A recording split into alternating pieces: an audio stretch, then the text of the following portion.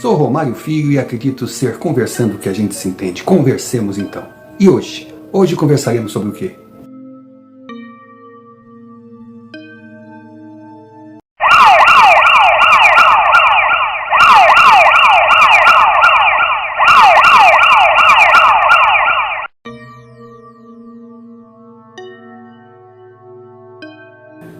Relato 038/25, Terror, em nome da lei, a caçada. É a continuação do relato 037/25, em nome da lei, o crime. Muito obrigado por estar aqui. Muito obrigado por assistir os nossos vídeos. Mas se você, por acaso, chegou agora e não assistiu o relato 037/25, antes de continuar, vai lá. Dá uma olhada, porque se não o fizer, dificilmente irá entender a sequência que vem a seguir. Senhor Romário, quando a gente está contando algo a respeito de policiais, as pessoas automaticamente associam a máquinas treinadas. Elas enxergam o uniforme. Esquecem que por detrás da farda tem seres humanos, pais, filhos, gente que tem família, sentimento. E aquela cena foi acima do imaginável, do aceitável, que foi uma aberração. Acredito eu que seja um dos ápices da selvageria humana, até onde pode chegar o ser humano. Soldado Raul mais jovem, vomitava. Soldado Anderson tentava consolá-lo, mas também em lágrimas. E eu por ser o mais velho entre eles, tinha que lembrar que eu era um policial. Então tentei me manter firme, profissional. Tentei não pensar naquilo que eu estava vendo. Na verdade, eu engoli a indignação e as lágrimas que teimavam em correr. Logo eu lembrei da minha protetora. Eu vi aquela garrafa brigando ao lado do meu pai, elegantemente uniformizado. Eu percebi que o que eu fizesse a partir dali poderia ser algo mais para chegar até os responsáveis. Aí como eu queria chegar até eles. Logo veio as palavras do meu pai que dizia: se você chegar numa cena do crime, limite-se a ser policial militar e guardar o local. Não toque em nada. Para isso existem os peritos, a polícia técnica, cada um no seu quadrado. Então, de cara, eu falei para os meus dois colegas: vamos cercar o local. Cuidado onde pisam. Não toquem em nada. E nós estávamos com a viatura estacionada na frente das árvores. Aí, lógico, farol ligado. Eu estava bem iluminado. A morbidez do crime deixa claro que é por aí que devemos seguir. Deixar-nos guiar pelas imperfeições humanas, pois em quem é capaz de cometer um crime desse porte demonstra estar longe da coerência e da lógica.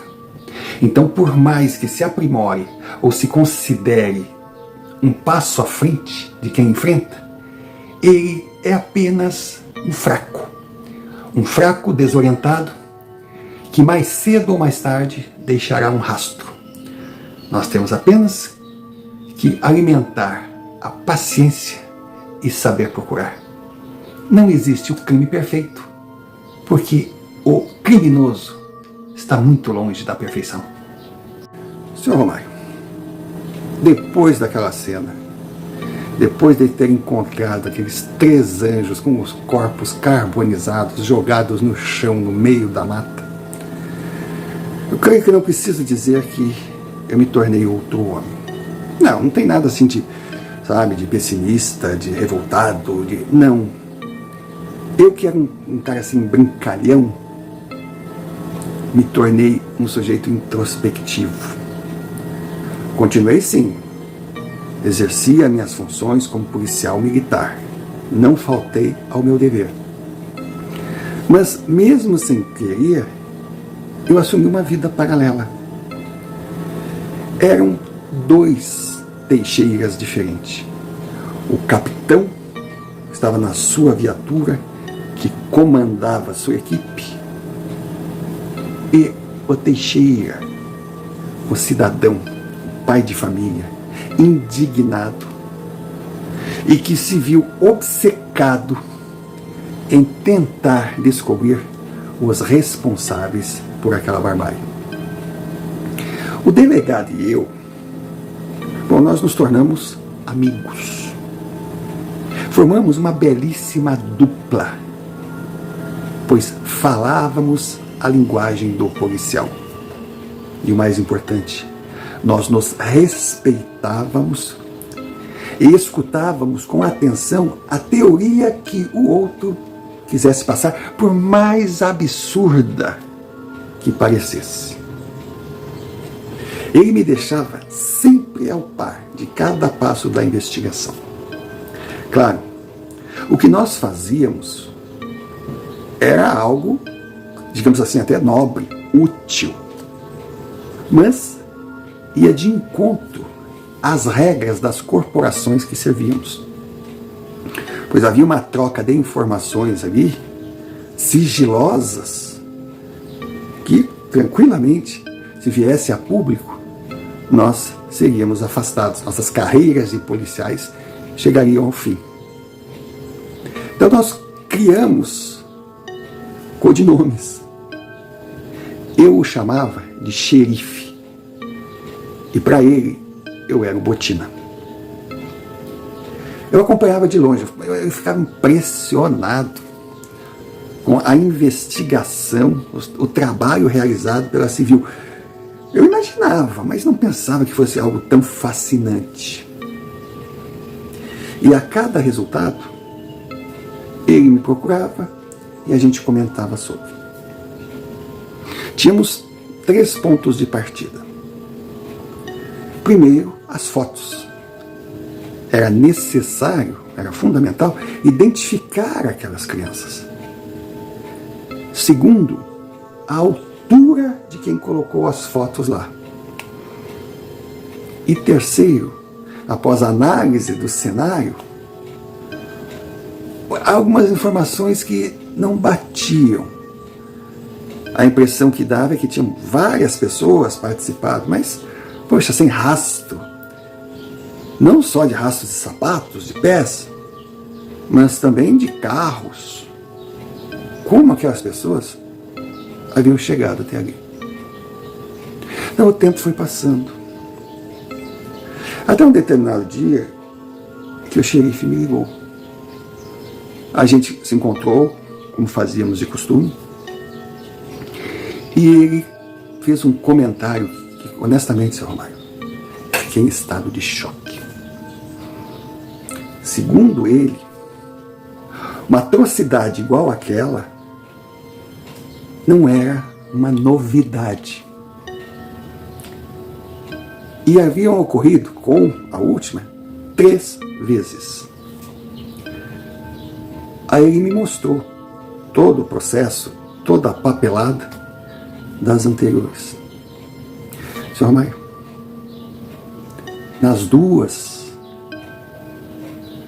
os primeiros a chegar na cena do crime foram os militares. E nos 2 casos estava a presença do soldado Teixeira. Eu olhava para ele assim e dizia, não pode ser. Ele é meu amigo. Você não foi o primeiro Teixeira a sofrer com aquela imagem. O seu avô e o seu pai viveram a mesma experiência. Enquanto eu tentava tomar fôlego, ele continuou. Eu investiguei todo o histórico do seu avô e do seu pai. Ah, investiguei você também. Não fica chateado, tá? É a minha função. Eu olhei para ele, eu ia ficar decepcionado se você não tivesse investigado. E daí eu perguntei, e aí? Descobriu algo?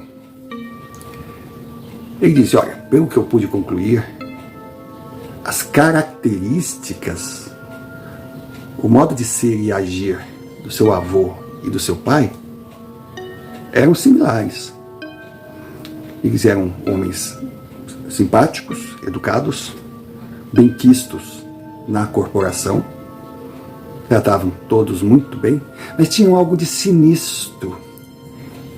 Eles tinham um particular, eles tinham aquele lado introspectivo, algo difícil de se definir. Muitos dos seus ex-colegas, foi difícil encontrar gente que conviveu com seu avô, mas nós conseguimos encontrar 2 soldados que conviveram com ele. E também conversamos com muitos que conheceram e trabalharam com seu pai. É impressionante. Agora você parece um cara mais solto, você não bate com essa definição. Foi quando eu olhei para o xerife e disse, não batia. Você acabou de definir a personalidade daquilo que eu me tornei. E pode parecer um detalhe insignificante, mas era mais uma peça no quebra-cabeça que precisava ser encaixada. Outro ponto que chamou a atenção no caso do meu pai, eu sempre vivi com aquela surpresa, a forma boba que o meu pai perdeu a sua vida. Poxa, um 38, tiro pela culatra, projétil acertando seu rosto. Um profissional acostumado a lidar com armas. Tudo bem, acidentes acontecem. Mas, poxa, será que meu pai, antes de começar a disparar, não analisou a arma? E com o detalhe, ele estava no estande de tiros, mas a arma que ele utilizou era dele, era a parceira de uma vida. Então não fechava. E eu fiquei mais abismado ainda ao saber da história que eu não conhecia sobre o meu avô. Um grande soldado, um grande guerreiro, um homem respeitado entre as pessoas de bem e temido pela bandidagem. Um sujeito que era de se pensar 2 vezes antes de tentar encarar na mão. Diz que o cara era o capeta. E na verdade eu até me expressei errado. Não era na mão, porque ele não usava as mãos. Ele só usava os pés. E cada patada dele era mais um banguela na praça. Esse homem, ele perdeu a vida manobrando um caminhão que havia chegado no quartel para entregar mantimentos. Ele estava ali, foi manobrar, tinha uma parede gigantesca, ninguém sabe explicar nem como nem porquê. O motorista do caminhão, que era experiente, simplesmente acelerou, o caminhão veio para cima do meu avô e o esmagou contra o muro. Sr. Ramalho, aquelas informações me levaram a pensar sobre a protetora. Poxa, tudo bem, meu pai me explicou. Ele foi protegido para exercer suas funções, enquanto o seu ciclo de vida estava na ativa, como ele dizia. Mas chegara a hora dele partir, como um dia chegou a hora do meu avô sair dessa para melhor. Agora, a forma escolhida pelo destino era o que menos importava até aquele momento. Aos poucos começou sim a ter relevância. E para concluir, o xerife, que chegou com um relatório para me detonar mesmo, ele perguntou a minha religião. Eu disse, sou católico. Ah, ele disse, mas você é católico fervoroso? Eu digo, não sou assim, beato, mas gosto de ir à missa com a minha família, com os meus filhos, com a minha esposa. Cumpro certas regras. Sexta-feira Santa, na minha mesa não tem carne. O Natal para nós é um uma data super especial, mas não para trocar presentes, ficar se confraternizando apenas. A gente não esquece o real sentido da data. Então eu ainda falei para ele, sou católico, mas frequenta outras doutrinas, centro, espírito, umbanda. Não, eu sou católico. Aí ele perguntou, você sabia que o seu pai frequentava um determinado local, que eu não vou citar nomes, coisas, para não fazer associações? Eu digo, não. Pois é. E olha, outro detalhe, era o mesmo local que o seu avô frequentava. Bah, na hora me veio a imagem da protetora. Eu saí dali com a cabeça cheia, porque eram muitas revelações que me ligavam mais ainda ao meu avô, ao meu pai e à protetora. Eu fiquei tão impressionado que outro detalhe significativo não me chamou tanta atenção.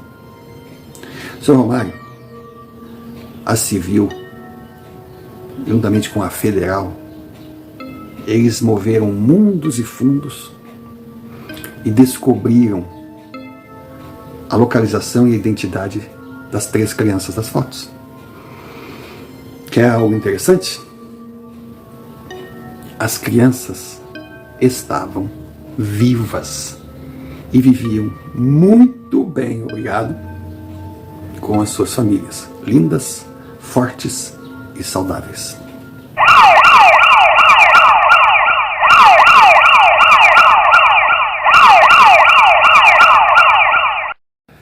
E aos poucos o verão está indo embora, a temporada também, uma bela temporada, né? Nossa, carnaval em março estica o verão, parece que o sol brilha com mais vontade.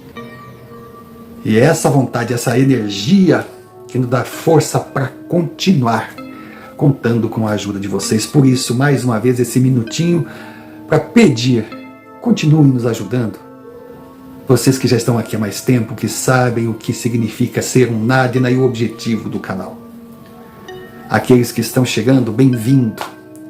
E participe, nos ajude, nós precisamos crescer.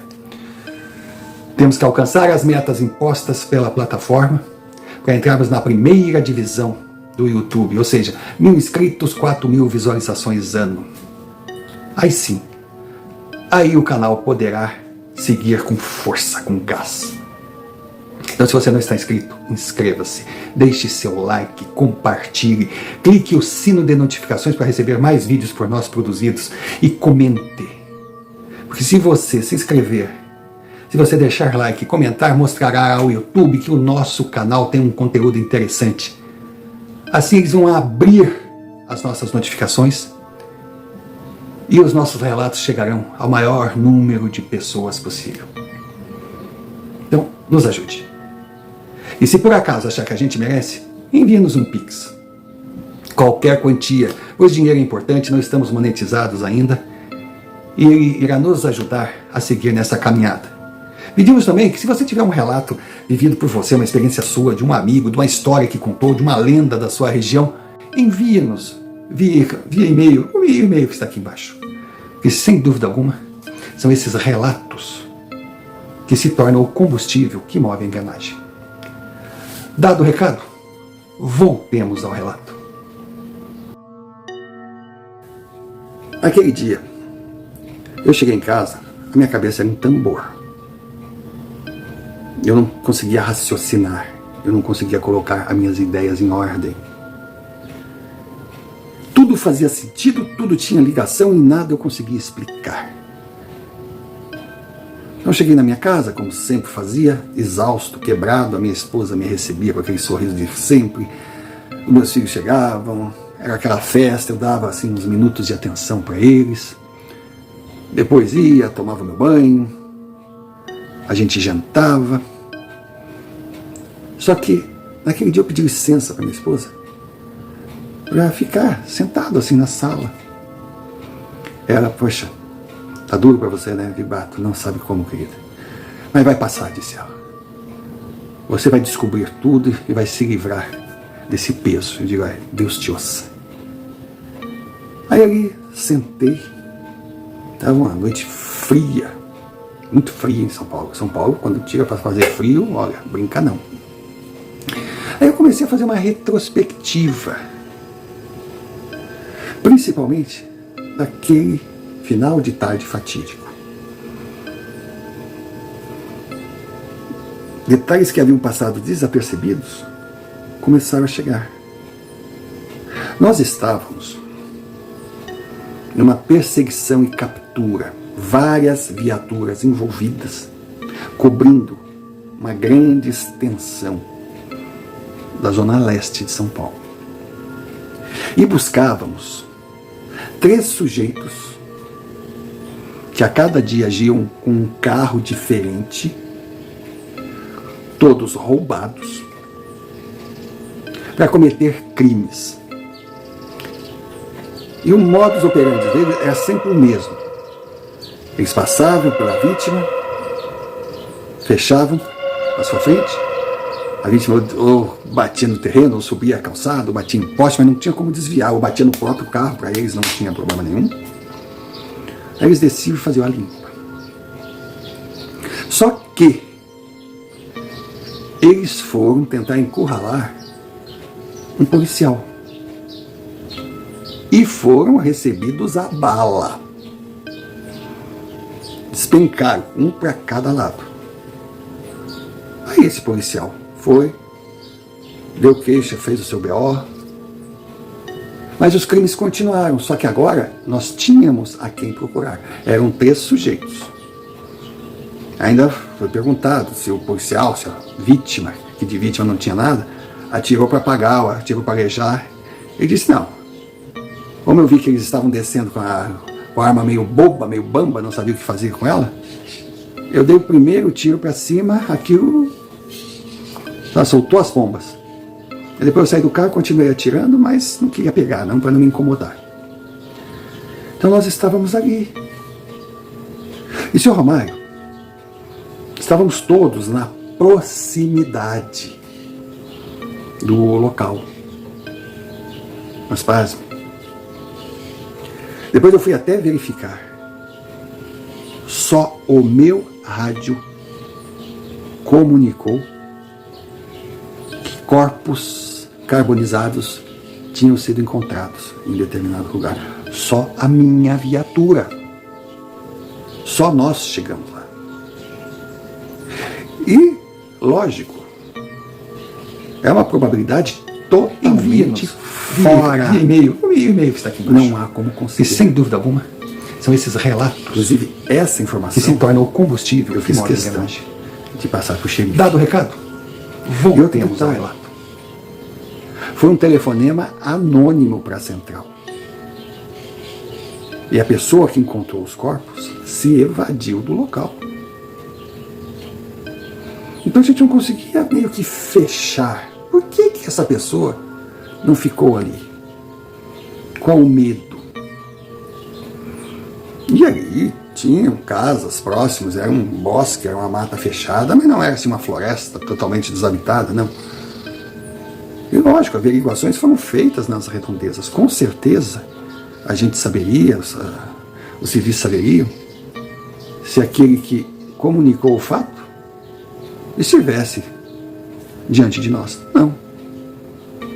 Era algo impressionante. Todas essas informações eu passava para o xerife. Mas depois, eu dediquei um tempo para olhar para a protetora.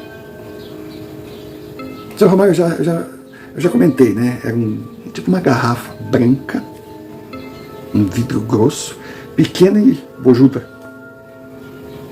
Até dei o exemplo, né, da garrafa de cerveja pequena. Mas eu ficava imaginando como aquela imagem entrou na garrafa. Era humanamente impossível.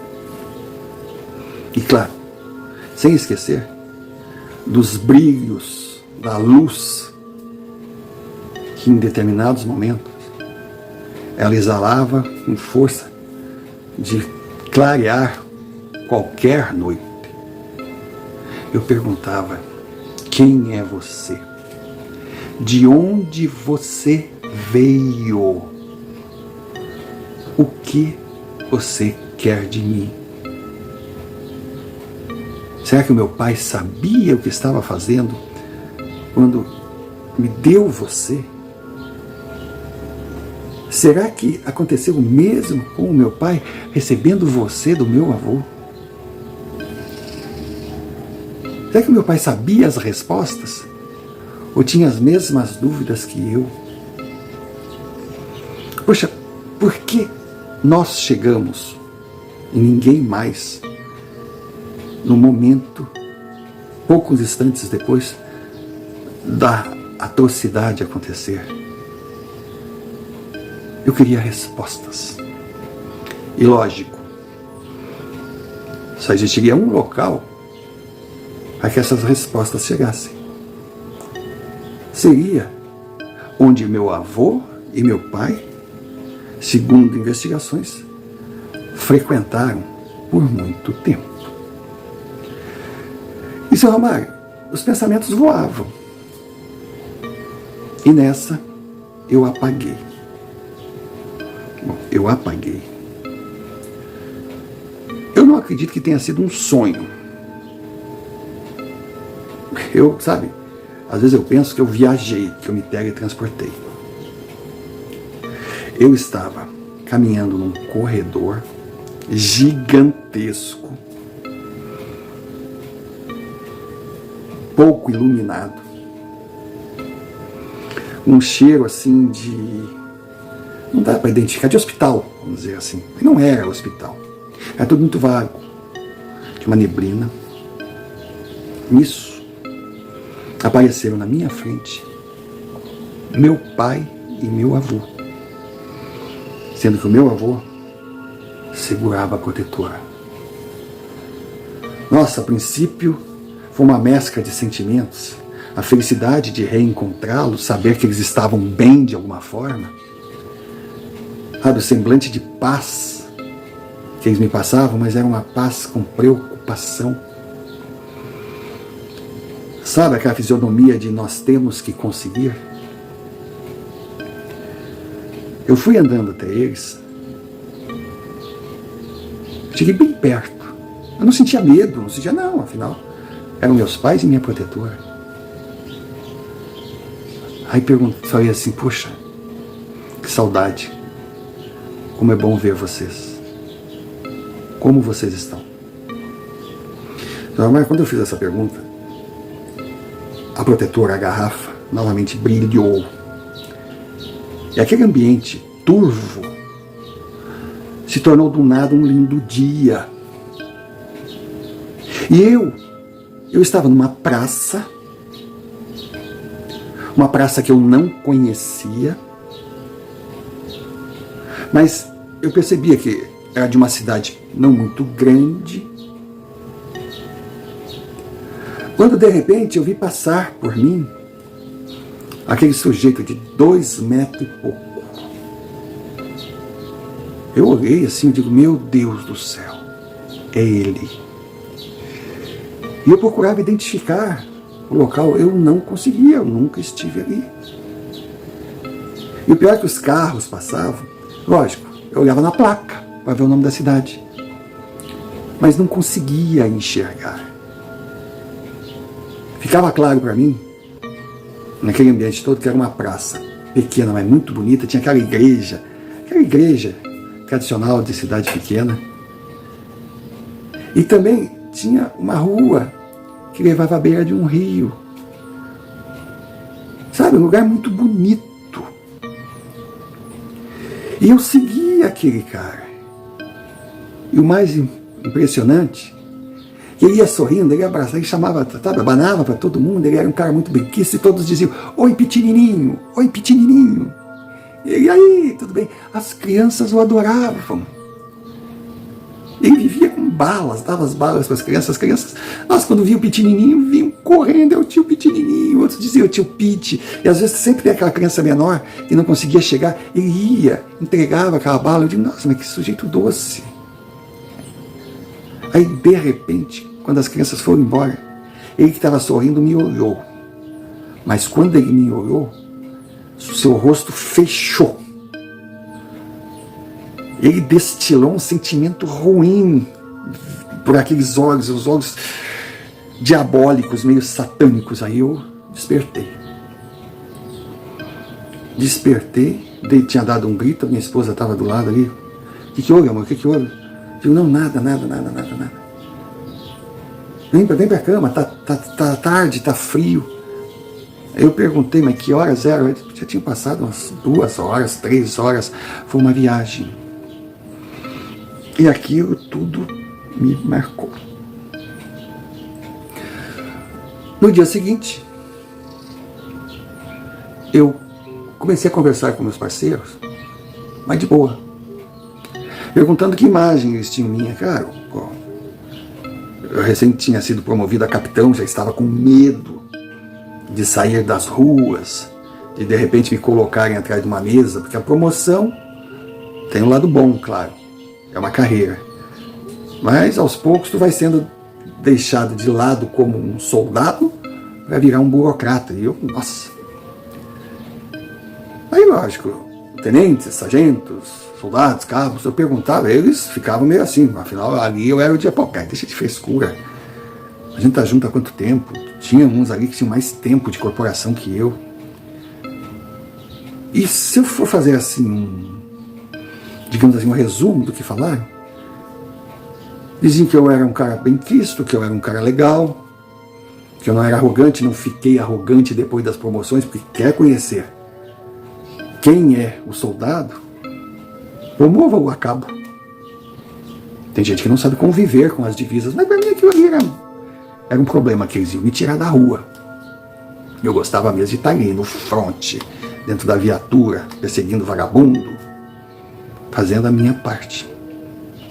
Mas todos disseram que ultimamente eu estava meio distante. Essa foi a palavra. E de fato foi uma palavra que eles usaram de uma forma muito feliz. Eu estava distante. Eu estava vivendo 2 mundos paralelos. Em novos encontros com o xerife, ele me deu todas as localizações, agendou uma visita para mim naquele determinado lugar. Ele disse que não iria, para não dar bandeira de sermos os 2 vistos ali. Eu também achei que ele não devia ir. Ele só disse, vá, tire suas conclusões e me mantenha informado. E eu fui. Mas antes, eu contei para ele aquela minha viagem. E ele falou que ia investigar, porque aquilo foi tão claro para mim que eu enxergava a cidadezinha. Aí eu fui no centro. Chegando lá, eu imaginava assim, uma coisa, nossa, gigantesca. Uma casa num bom bairro, não é aquelas casas no meio do nada, cheia de carros, de sei lá, tambores, não. Era uma casa com uma sala, um bom tamanho, uma sala. E ali tinha uma senhora que fazia consultas. Aí tá. Aí eu cheguei no horário combinado, afinal eu sempre fui e sou militar. Veio uma menina, me atendeu, disse para eu aguardar. Aí me levaram para uma salinha menor. Lá estava ela, a dona Neuza. Dona Neuza levantou, sorrindo, até me surpreendi.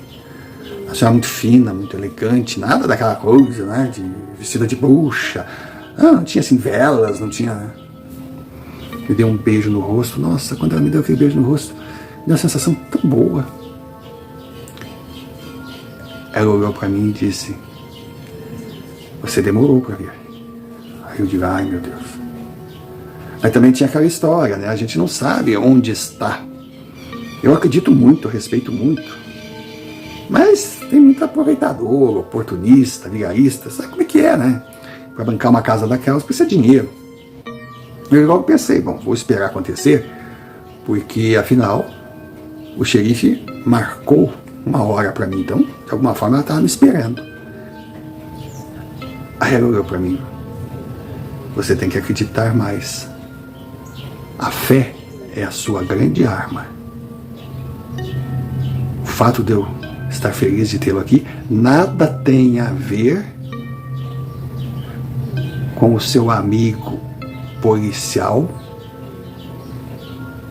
ter marcado a sua hora. Aí eu digo, opa, como é que ela sabe que quem ligou foi um policial, principalmente um delegado?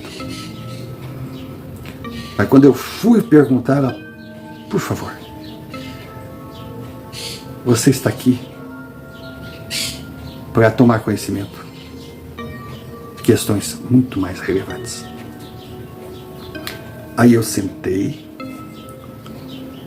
Ela disse, primeiro, livre-se dessa preocupação, que eu não vou lhe cobrar absolutamente nada, não vou nem pedir uma contribuição espontânea.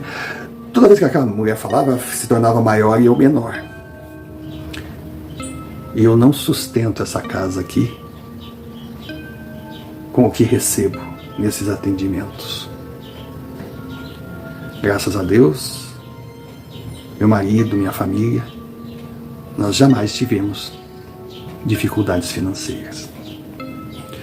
Eu pensei em pedir desculpas, mas achei desnecessário, porque de repente na minha cabeça, ela sabe exatamente o que eu vou dizer e vai dar outra. Deixa ela falar. E aí ela perguntou, como vai a protetora? Cara, e pra mim,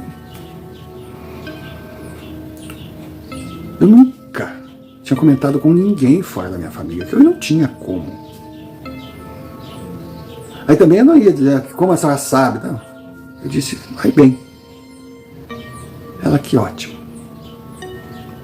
Trate-a sempre com carinho e respeito,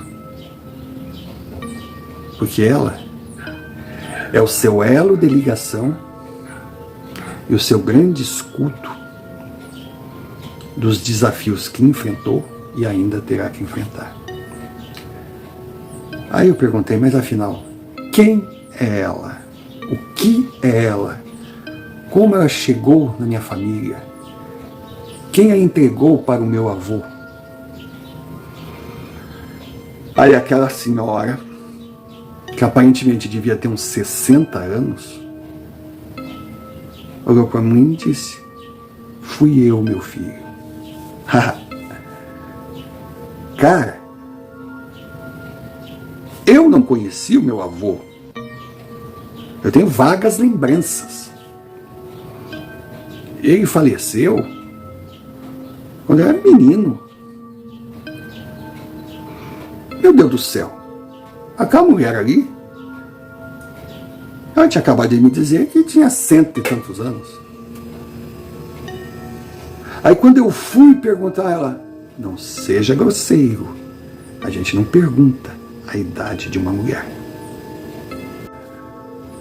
Passaram alguns segundos, e eu, claro, na minha ansiedade, eu queria saber o que viria e como eu teria de agir. Ela simplesmente disse, meu filho, você gosta de cinema? Eu disse, gosto. Ah, você deve gostar de filme policial, né? Eu digo, claro, faz parte, né? E alguma vez você sentou para assistir um filme começando pelo final? Pronto, seu Mário. Eu olhei para mim e tinha de tudo. Ela simplesmente falou, viva. Faça a sua parte que o tempo fará dele. Você está no caminho certo. Você tem 2 grandes protetores.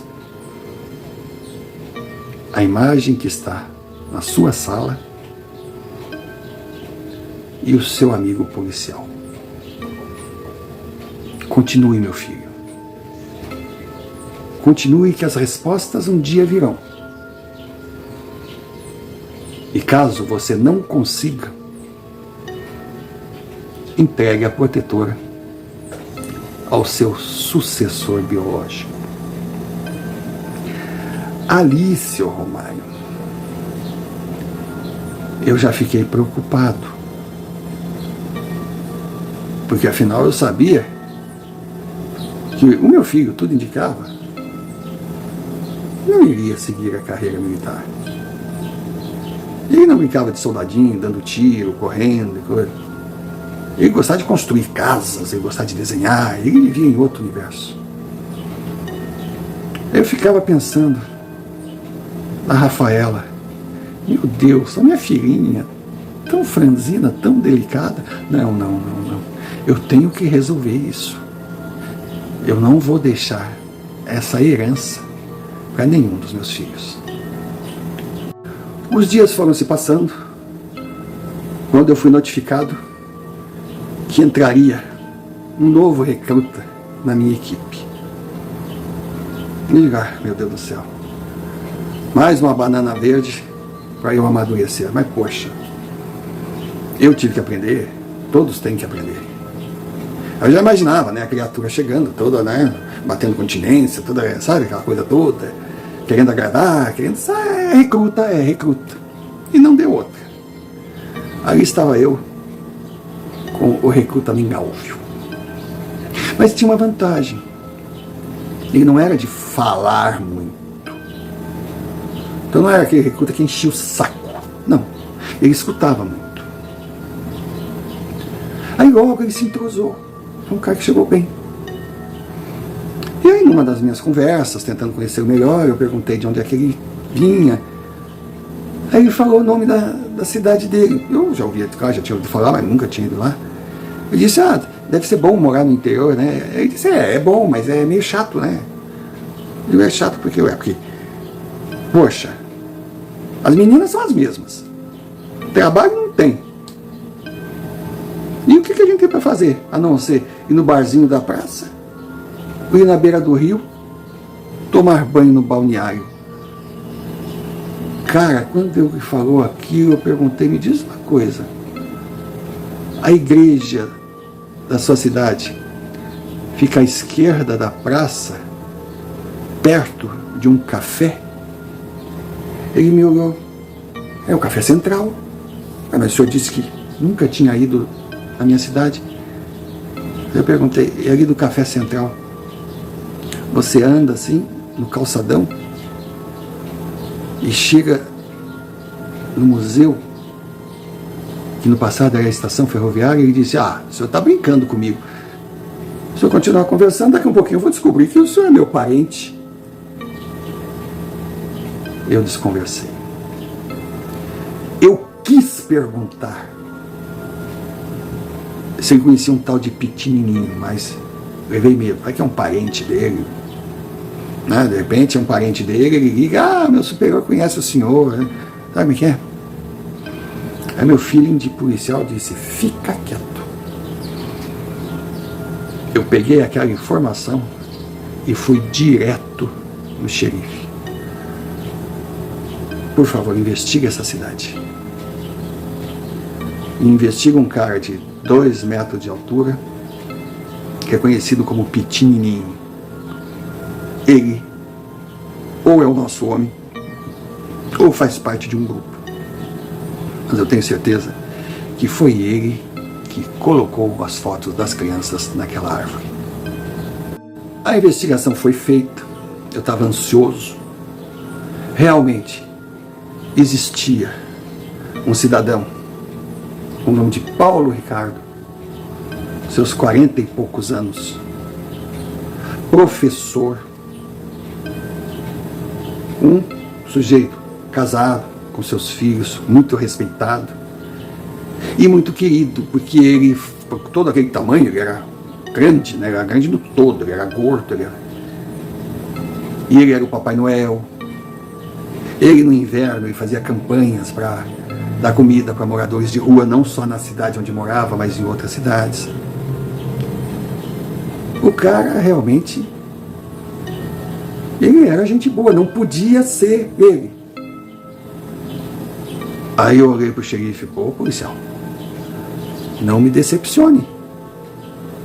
Você já viu um criminoso escrito com neon na testa, sou eu? Foi quando o xerife falou para mim, aqui ó, Botina, tu me respeita. Tudo indica que não podia ser ele. Mas quanto mais parece que não é, mais perfeito ele se torna e maior é a minha certeza. Tu não chegou nele por acaso, não. Também não quero nem saber como tu chegou. Deus me livre me mexer com Pentecostes. Mas eu acho que nós estamos nos aproximando de respostas.